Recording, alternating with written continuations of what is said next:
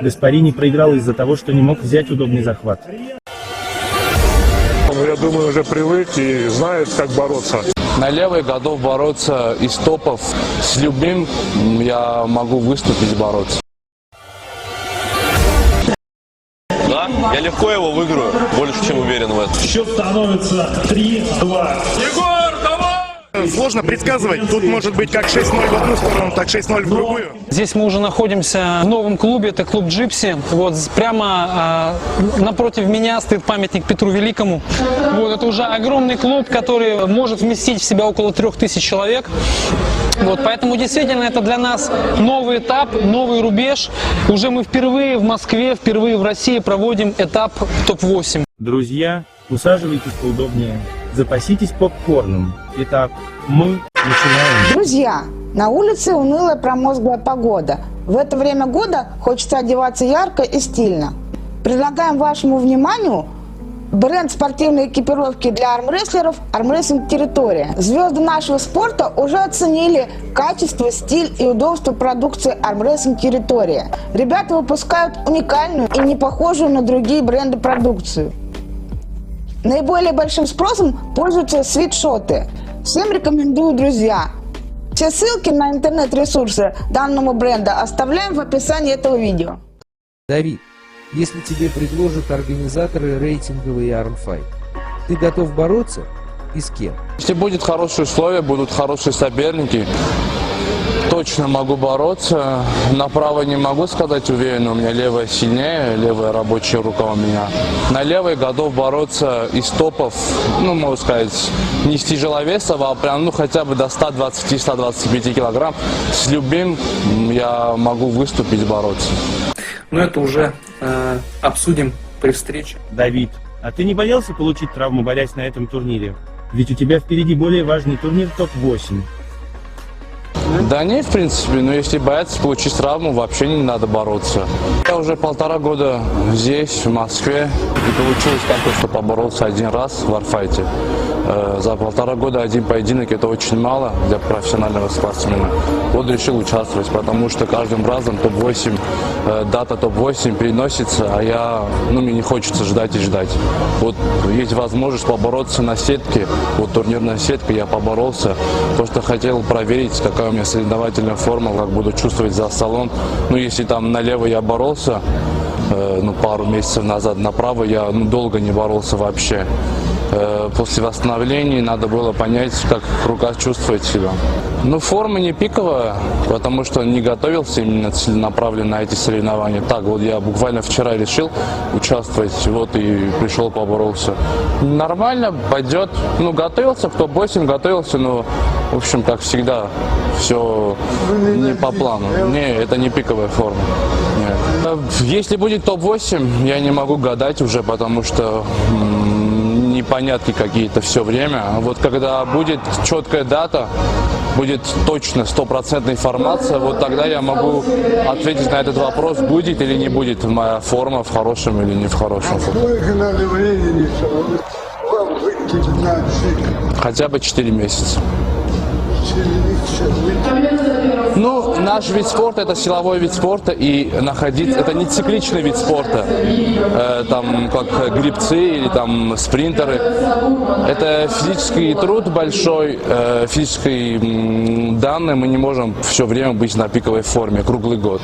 Просто надо понять, отдыхать. Вот я сейчас, если начну готовиться, я хотя бы должен месяц отдохнуть и 3-4 месяца готовиться. Вот вам и почти полгода, 5-6 месяцев. Друзья, напишите в комментариях, с кем бы вы хотели увидеть борьбу Давида. А мы продолжаем. Мы спросили у Дениса Цыпленкова, присутствуя на турнире как зритель, не возникает ли у него желание самому выйти к столу и побороться. Конечно, хочется, очень хочется, поэтому хочется вернуться, еще побороться. Желание особое, поэтому я приезжаю, смотрю, мотивирую себя. Хочется. А мотивации на турнире Пал Раша было предостаточно. Взять, например, поединок Егора Лештаева против Владислава Чумичева. Два очень взрывных парня. Сошлись в бескомпромиссном поединке.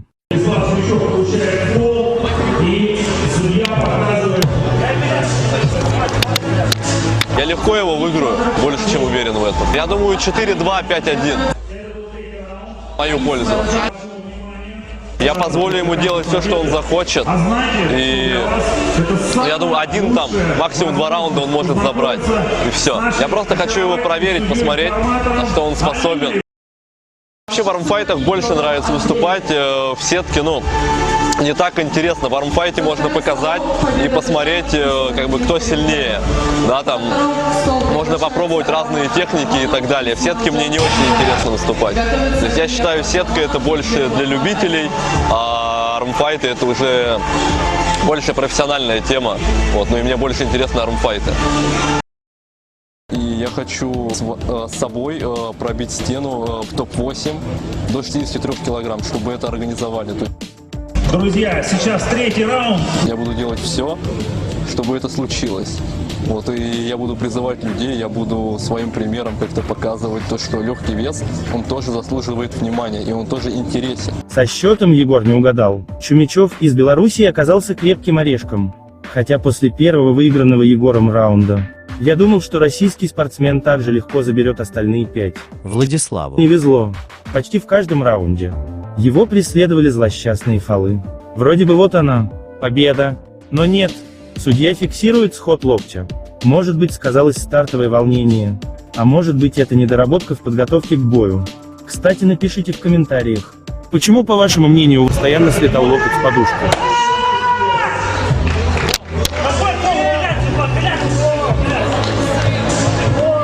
В итоге бой закончился со счетом 3-3. Поединок так и не показал нам, кто на данный момент сильнее. Ждем реванша. Я думаю, он будет не менее интересным. Пишите в комментариях, друзья, кто на ваш взгляд сильнее из двух спортсменов. И интересно ли будет легкая категория в турнире топ-8.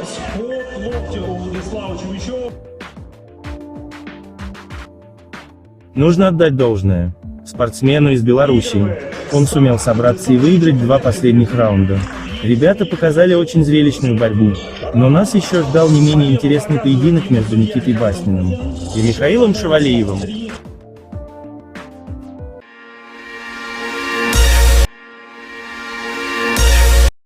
Привет, меня зовут Михаил Шавалеев, и я сегодня борюсь с Никитой Басниным.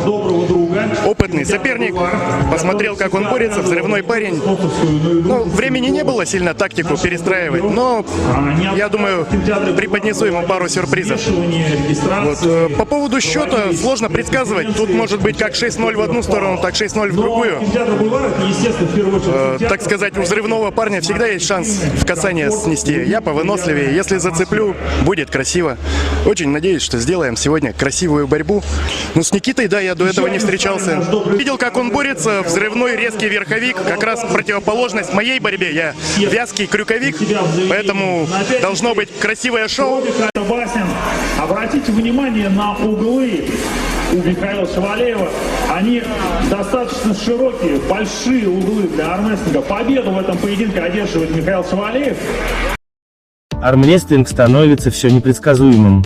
В этом поединке мы не увидели борьбы в крюк от Михаила Шавалеева. Но он неплохо встречал своего соперника. Передерживал и вытаскивал верхом. Сила против скорости. Взрывной старт Никиты Баснина ему не помог. Он только усугублял положение, приводя к многочисленным фолам. Жалко, конечно, что мы не увидели заруба в крюк. Это бы еще больше украсило поединок.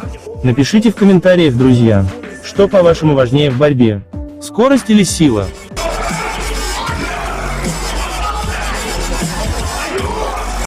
Меня удивляло, как Михаил может бороться в таких открытых углах. Видимо, кингсмув Майкла Тодда потихоньку приходит и в Россию. Многие осуждают такой стиль борьбы, но на мой взгляд, если это не запрещено правилами, то имеет право на жизнь. И теперь атлетам при подготовке к соревнованиям нужно включать в свою тренировку упражнения для противодействия данному приему. И чем вот сейчас держит Михаил Шавалеев? Вот какие мышцы у него включены, а? Посмотрите, как можно держать захват в таком углу. В итоге Михаил Шавалеев одержал победу в этом бою со счетом 4-2. Никита Басин одерживает победу в этом поединке. А вот в этом армфайте сильнее Михаил Шевалеев. До последнего момента, вот прям буквально до сутки до турнира, у нас была проблема с Алексом Курдечем. Мы целый месяц пытались сделать ему визу, но сейчас оформить из Польши визу для спортсмена очень-очень сложно. То есть мы подавали несколько раз документов, Игорь лично созванивался с консулом, но безрезультатно. В итоге все-таки нам удалось решить проблему с въездом, то есть мы получили официальное разрешение на въезд, но опять же мы очень переживали. До вчерашнего вечера, до 21:40 мы не были уверены, что Алекс Курдеча пройдет границу. Вот. Но мы ждали его вчера в аэропорту. И свершилось в 22:15, он пересек границу, тогда мы выдохнули и поняли, что наш турнир состоится, что топ-8 все-таки пройдет вот там, на этой прекрасной голубой сцене. Мы уже рассказывали об этом поединке подробно в предыдущем выпуске. Кто не успел посмотреть, рекомендуем. Ссылка будет в подсказках сверху. Хотелось просто еще добавить, что Гаспарини постоянно спорил с судьями. Видно было, что его не устраивает установка захвата. Эрмес изначально не мог включиться. Ему было неудобно. Скорее всего, антропометрия большой кисти Алекса не давала итальянцу взять удобный захват. А что думаете вы по этому поводу? Напишите в комментариях. Как вы видите, здесь мы уже находимся в новом клубе, это клуб Джипси. Вот прямо напротив меня стоит памятник Петру Великому. Вот это уже огромный клуб, который вмещает в себе, может вместить в себя около 3000 человек. Вот, поэтому действительно это для нас новый этап, новый рубеж. Уже мы впервые в Москве, впервые в России проводим этап топ-8. То есть это самое крутое событие в мире армрестлинга. Круче, наверное, вот если опять же отвечать на вопрос, что может быть дальше, это, конечно же, финал топ-8. Мы знаем, что и у площадок нет предела. Мы уже посмотрели еще несколько очень интересных площадок, которые вмещают еще больше людей, еще больше сцены, еще больше экраны.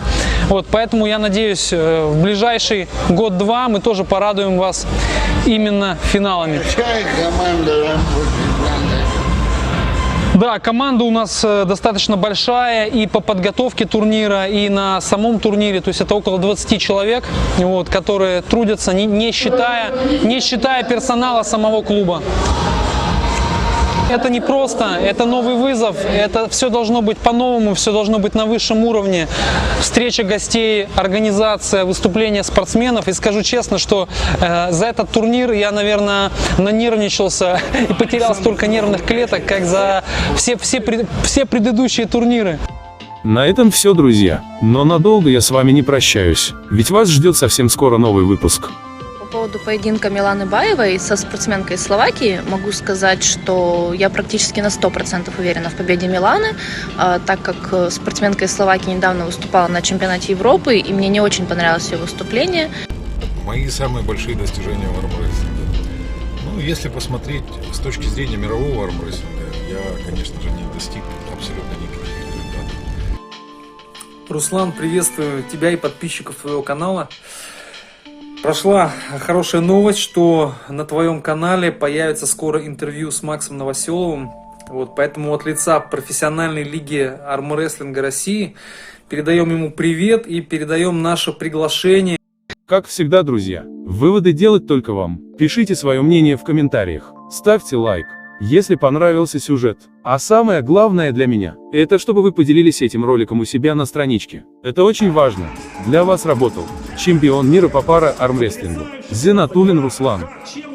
Посмотрите на огромный угол. Посмотрите на огромный угол Михаила Шевалеева. Все. Подписывайтесь на канал, а мы всегда рады. Всегда рады, всегда ждем. Все.